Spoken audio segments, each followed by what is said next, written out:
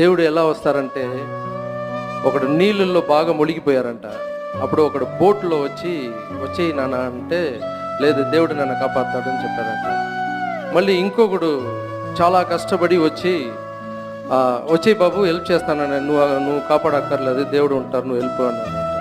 హెలికాప్టర్లో ఒకడు వచ్చాడు, రే వచ్చేయరా, ఇప్పుడు నా ఇంత దూరం తల్లి నీళ్ళు వచ్చేసిందిరా వచ్చేయరా అంటే, దేవుడు కాపాడతారు సార్ మీరు వెళ్ళండి అంటాడు. తర్వాత వాటర్ ఫుల్గా ఉంది, చనిపోయాడు అబ్బాయి. అక్కడ వెళ్ళి గొడవ పడుతున్నాను, నువ్వు వస్తావును కదరా, నేను వెయిట్ చేశాను, దేవుడా నువ్వు ఎందుకు నన్ను కాపాడలేదు నన్ను? రే ఫస్ట్లో బోట్లో వచ్చింది కూడా నేనేరా, హెలికాప్టర్లో వచ్చింది కూడా నేనే వచ్చి నీకు సపోర్ట్ చేద్దాం అనుకుంటే నీ వద్దు అన్నావు. మనిషి రూపంలో నేను వస్తాను, మనిషి రూపంలోనే వచ్చి హెల్ప్ చేస్తాను, నా రూపంలో నేను వచ్చానంటే నువ్వు చూడలేవు నన్ను, సో నీ మనిషి రూపంలోనే వస్తారని అప్పుడు దేవుడు చెప్పారంట. దేవుడు ఎలా వస్తారంటే, ఒకడు నీళ్ళల్లో బాగా మునిగిపోయారంట. అప్పుడు ఒకడు బోట్లో వచ్చేయి నాన్న అంటే, లేదు దేవుడు నన్ను కాపాడుతాడని చెప్పారంట.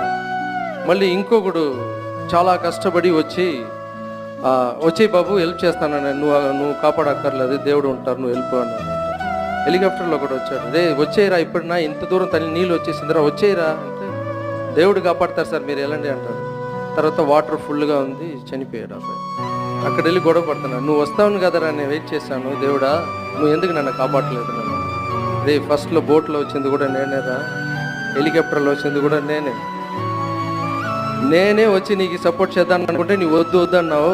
మనిషి రూపంలో నేను వస్తాను, మనిషి రూపంలోనే వచ్చి హెల్ప్ చేస్తాను, నా రూపంలో నేను వచ్చానంటే నువ్వు చూడలేవు నన్ను, సో నీ మనిషి రూపంలోనే వస్తారని అప్పుడు దేవుడు చెప్పారంట.